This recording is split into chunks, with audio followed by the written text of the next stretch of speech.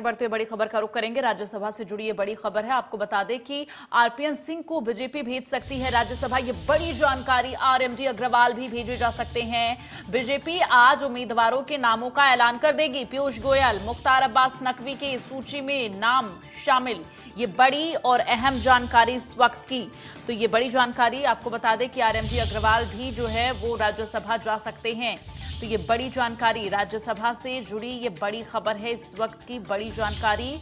और आरपीएन सिंह को बीजेपी राज्यसभा भेज सकती है। इसके साथ ही आरएमडी अग्रवाल भी राज्यसभा भेजे जा सकते हैं। फिलहाल आज बीजेपी की तरफ से नामों का ऐलान कर दिया जाएगा। बीजेपी आज उम्मीदवारों के नामों का ऐलान कर देगी, जिसके बाद से स्पष्ट हो जाएगा कि कौन कौन से नाम जो है लिस्ट में शामिल हैं। पीयूष गोयल, मुख्तार अब्बास नकवी, बताया जा रहा है ये तमाम जो नाम हैं वो लिस्ट में शुमार हैं। फिलहाल जब ऐलान किया जाएगा बीजेपी की तरफ से तो तस्वीरें पूरी तरह से स्पष्ट हो जाएंगी। तो आरपीएन सिंह को बीजेपी राज्यसभा भेज सकती है।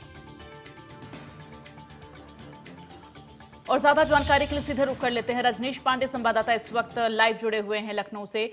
रजनीश, जिस तरह से तमाम जो नाम निकलकर सामने आ रहे हैं, फिलहाल आज बीजेपी जो है लिस्ट का ऐलान कर देगी, नामों का ऐलान कर देगी, लिस्ट सामने आ जाएगा, उसके बाद से तस्वीरें स्पष्ट हो जाएंगी। लेकिन फिलहाल अभी क्या जानकारी है, कौन कौन से नामों को लेकर लगातार कयास लगाए जा रहे हैं? देखिए, बीजेपी की एक और कमेटी की बैठक हुई थी कुछ दिन पहले मुख्यमंत्री आवास पे, जिसपे राज्यसभा के कुछ नामों को लेकर चर्चा हुई थी और उनको भेजा भी गया। हालांकि जो भी तय होना है दिल्ली दरबार से ही तय होना है। एक फॉर्मेलिटी होती है कि प्रदेश कमेटी फलाने फलाने नामों पे मुहर लगा के भेज रही है। तो जो चर्चा थी कि जयप्रकाश निषाद, जिनको बीच में राज्यसभा बनाया गया था, जिनका कार्यकाल 1.5 साल रहा, और बहुजन समाज पार्टी से आते हैं और माना जा रहा था कि योगी आदित्यनाथ के खासे करीबी है, तो उनको राज्यसभा भेजा गया था। उनके नामों पर भी मुहर लग सकती है।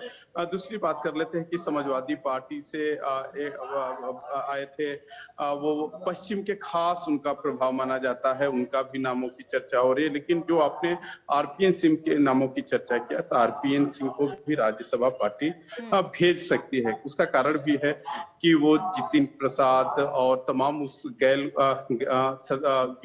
सकते हैं गैंग नहीं कह सकते, लेकिन कह सकते हैं कि एक जो राहुल गांधी के कोर कमेटी की टीम थी उसके मेंबर रहे हैं जितिन प्रसाद सिंधिया। हालांकि सचिन पायलट राजस्थान में डिप्टी सीएम की जिम्मेदारी संभाल रहे हैं, तो वो भारतीय जनता पार्टी में नहीं। तो कयास लगाया जा रहा था इनको भी राज्यसभा में भेजा जा सकता है। बाबूराम निषाद पिछड़े वर्ग निषाद समुदाय से आते हैं, बड़े नेता है। वित्त निगम का अध्यक्ष बनाया गया था पिछली सरकार में, अभी भी इनका कार्यकाल और कैबिनेट मंत्री का दर्जा है। तो कहीं ना कहीं नामों का ऐलान होने जो अभी बाकी है, कहीं ना कहीं समय लग रहा है रजनीश इसमें। जिस तरह से लगातार सपा की तरफ से नामों का ऐलान तो कर दिया गया, लेकिन यहाँ पर बीजेपी की तरफ से अभी पूरे नामों का ऐलान नहीं किया गया है। देखिए, भारतीय जनता पार्टी 2024 के लोकसभा के चुनाव के ही हिसाब से सारे कैंडिडेट, उम्मीदवार, मंत्रिमंडल का मंत्रियों का शपथ, या कह सकते हैं कि आगामी जो भविष्य में मंत्रिमंडल का विस्तार होगा 2024 के लोकसभा के लिहाज से ही किया जाएगा, जिसमें क्षेत्रीय जाति संतुलन को भी साधा जाएगा। उत्तर प्रदेश के राज्यसभा में चूंकि 8 भारतीय जनता पार्टी के से जा सकते हैं, कंफ्यूजन इसलिए हम कह रहे हैं कि 7 तो कंफर्म है, एक सीट पे चुनाव होगा। तो चुनाव में जब तक परिणाम सामने थोड़ा सा जल्दीबाजी होता है, तो जाहिर सी बात है कि भारतीय जनता पार्टी अब कुछ बाहर के भी नेताओं को भी राज्यसभा भेज सकती है। ठीक है, चलिए रजनीश, आप हमारे साथ बने रहिए, आगे भी खबर पर आपसे अपडेट लेते